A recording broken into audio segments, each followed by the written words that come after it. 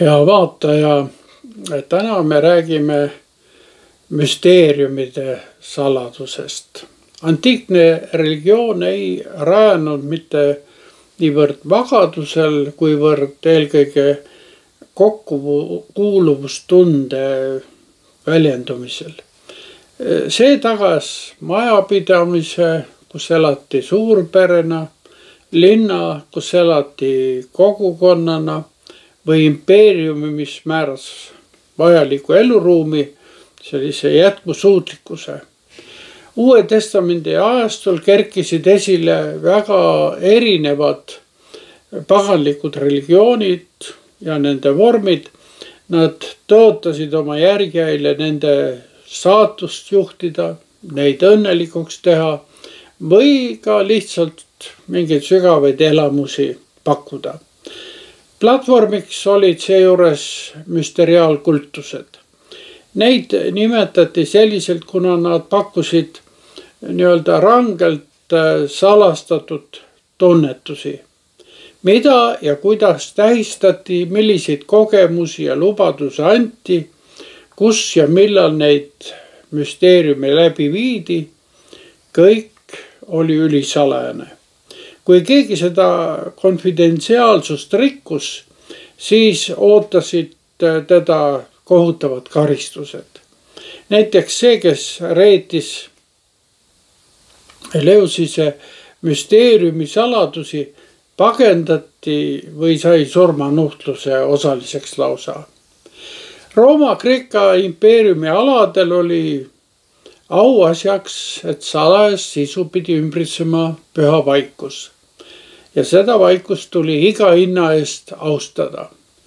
Tänapäeval on selliste müsteriaalkultuste rekonstrueerimine loomulikult väga raske. Õnneks ei olnud seda saladuse hoidmise karismat kõigile võrdselt antud. Terve rida kriitilisi ülevaateid müsteeriumidest on meil täna selle tõttu ka olemas.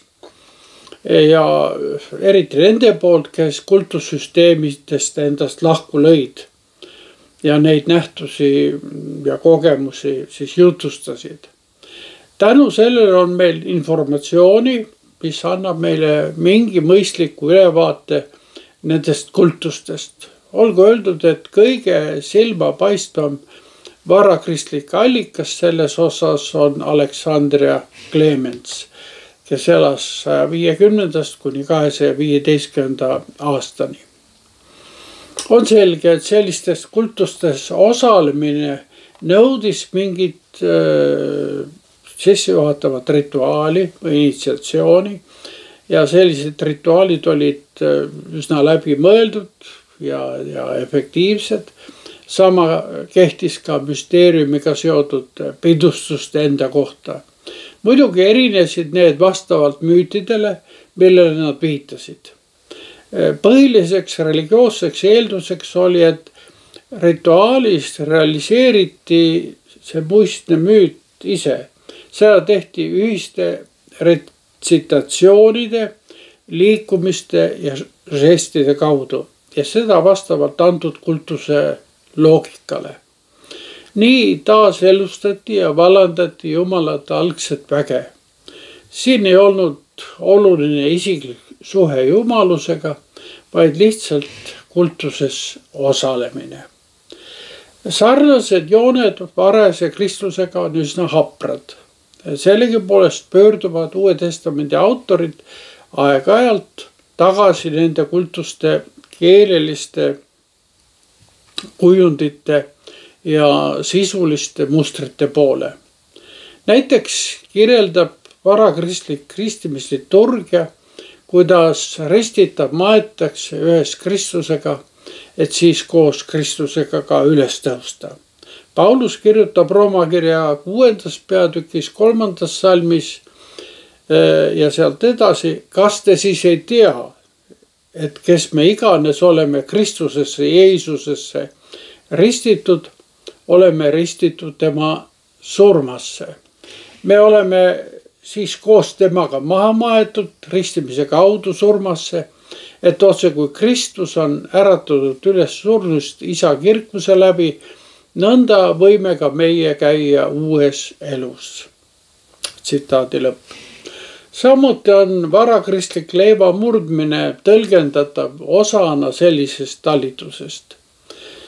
Kristuse ohvrit siin muidugi ei korrata, kuigi kaasa mõned kirikud nimetavad seda ka siiski veretuks ohvriks või vaimulikuks ohvriks.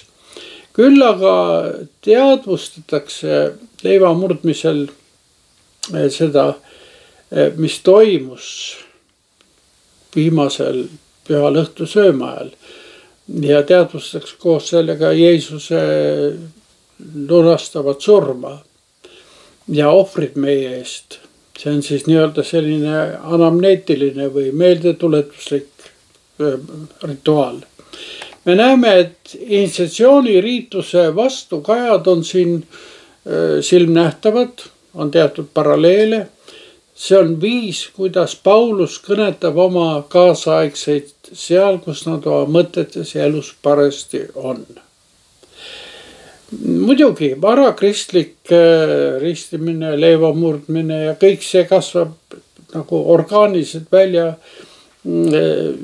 Vanatestamendi pühakirjast ja nendest rituaalidest ja talitustest ühest küljest, aga teisest küljest pagana kristlaste jaoks oli see samuti mõistetav keel ja mõistetavad rituaalid, aga nagu teise nurga alt vaadatuna ja Paulus seda ka arvestab.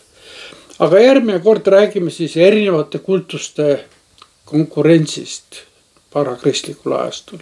Seniks kohtumiseni.